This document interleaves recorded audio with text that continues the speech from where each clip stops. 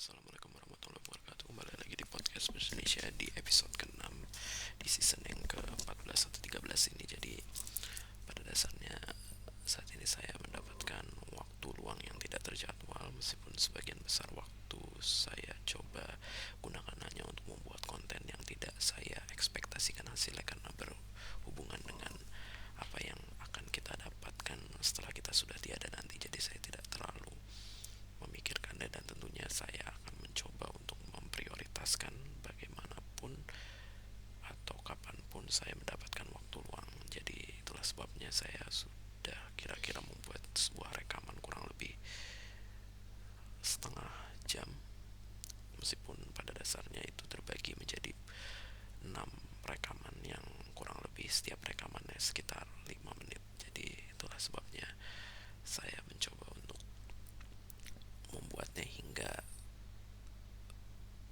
baterai dalam telepon genggam saya sudah mencapai batas di 80% yang benar, yang selalu saya coba untuk pertahankan. Karena ketika baterai persentasenya jatuh di bawah 80% dan ketika saya harus mengecasnya lagi, maka mode daya hematnya akan otomatis mati, yang tentunya perlu saya nyalakan kembali, dan hal tersebut merupakan sesuatu yang kurang menyenangkan. Meskipun pada dasarnya itu adalah hal yang sangat mudah, tapi ya terkadang hal tersebut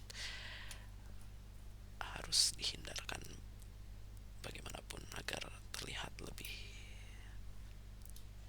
keren atau ya seperti itulah. Tapi jadinya saya tidak membuat konten di channel utama saya yang biasa saya buat melalui live stream, yang tentunya kurang lebih hal yang dibicarakan sebagian besar mirip seperti berbagai episode di podcast Bahasa Indonesia ini, namun saya coba sajikan dalam bahasa Inggris. Dan sebenarnya saya bisa mencoba melakukannya dengan mencoba untuk mengecas telepon genggam saya sembari saya gunakan untuk merekam konten. Namun ya sepertinya saya ingin mencoba untuk memprioritaskan podcast Bahasa Indonesia ini terlebih dahulu, karena tinggal 2 episode lagi yang sebenarnya saya ingin coba persiapkan kemarin di waktu luang yang terjadwal, yang tentunya lebih lama, atau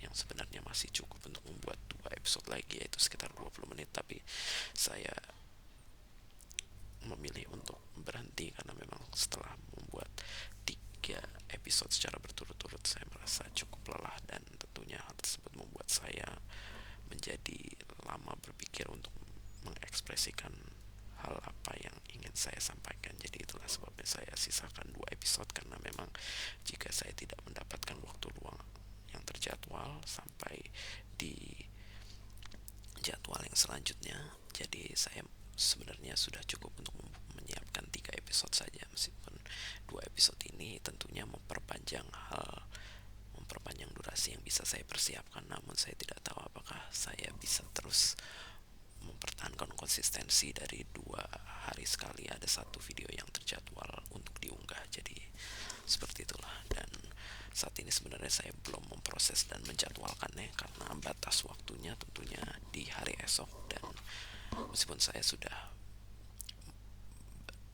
berhasil untuk memproses, atau hanya tinggal untuk mengunggahnya saja. Jadi ya sebenarnya hal tersebut sebenarnya bisa dilakukan dengan sangat cepat, karena memang tidak terlalu banyak usaha yang saya keluarkan. Namun ya terkadang karena memang motivasinya tidak terlalu besar, jadi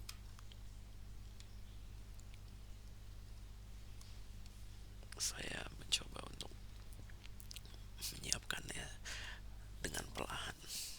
Jadi ya seperti biasa, ini masih melanjutkan artikel yang saya coba sajikan dalam bahasa yang berbeda di blog utama saya, yang pada dasarnya artikel tersebut juga dibuat setelah dari episode terakhir yang saya sajikan dalam bahasa Indonesia. Namun sebenarnya artikel dalam bahasa lain ini tentunya dibuat awalnya dalam bahasa Indonesia juga, yang kemudian diterjemahkan ke dalam berbagai bahasa yang tentunya tidak bisa saya pastikan validitasnya, karena memang saya tentunya tidak mengerti mengenai bahasa tersebut. Jadi ya saat ini sudah hampir di artikel yang terakhir yang ditulis dalam bahasa Thailand, yang judulnya adalah kebebasan pemerintahan. Mungkin yang sering didengar adalah kebebasan dalam demokrasi, namun di sini kadang sebuah demokrasi dapat membuat suatu hambatan yang akan selalu dilalui seiring dengan berjalannya waktu.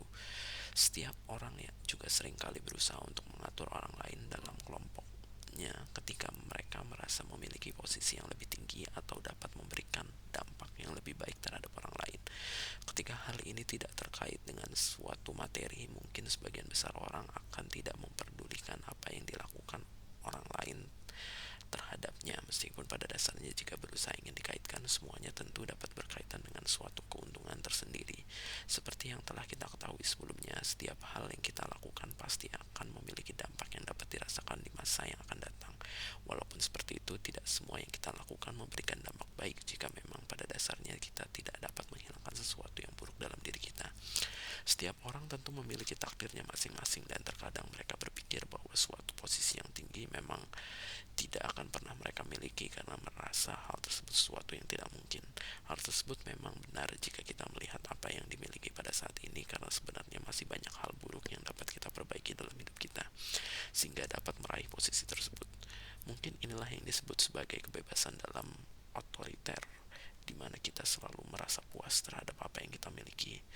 Hal ini tentu tidak sama dengan sikap seseorang yang tidak pernah puas, karena pada hal tersebut biasanya diartikan sebagai kepemilikan yang sudah baik, namun ingin terus menambah kebaikan tersebut yang justru berujung pada suatu keburukan. Untuk itu kedua hal ini memang sangat mirip, namun jika dilihat secara detail, secara lebih dalam, melalui perspektif yang berbeda, kita akan mengetahui bahwa sebenarnya berbeda. Sebenarnya saya tidak tahu apa yang saya pikirkan pada saat itu dan mengapa saya memilih bahasa Thailand. Apakah artikel ini berhubungan dengan negara tersebut atau tidak, karena memang satu hal yang pasti yang sepertinya saya ingat, salah satunya kenapa saya pilih karena memang bentuk dari huruf bahasanya cukup unik, dan itu sedikit mengingatkan saya pada bahasa, salah satu bahasa Indonesia di era Jawa yang kuno, yang tentunya biasa dinamakan dengan bahasa Sanskerta, yang berasal dari bahasa India. Dan tentunya hal tersebut juga mungkin sedikit menghasilkan bahasa atau membentuk bahasa Thailand yang ada pada saat ini. Meskipun memang jika kita lihat dengan secara demografi, tentunya bangsa dari segi masyarakatnya tentu sudah sangat berbeda dengan apa yang ada, karakteristik yang ada pada orang India saat ini. Dan jika kita mencoba membandingkan dengan bangsa Indonesia sendiri, maka mungkin satu sama lain memiliki kesamaan tersendiri, sebagaimana jika kita berbicara dengan zona waktu, salah satu zona waktu yang bisa digunakan sebagai ibu kota Indonesia saat ini adalah ibu kota Thailand, yang tentunya memiliki zona waktu yang sama, memiliki kondisi yang kurang lebih sama, meskipun dari sisi pemerintahan sangat berbeda, karena memang mereka masih menganut kerajaan jika saya tidak salah, dan mereka juga pada dasarnya tidak pernah dijajah secara eksplisit, mungkin sebagaimana Indonesia dijajah selama ratusan tahun oleh bangsa Eropa.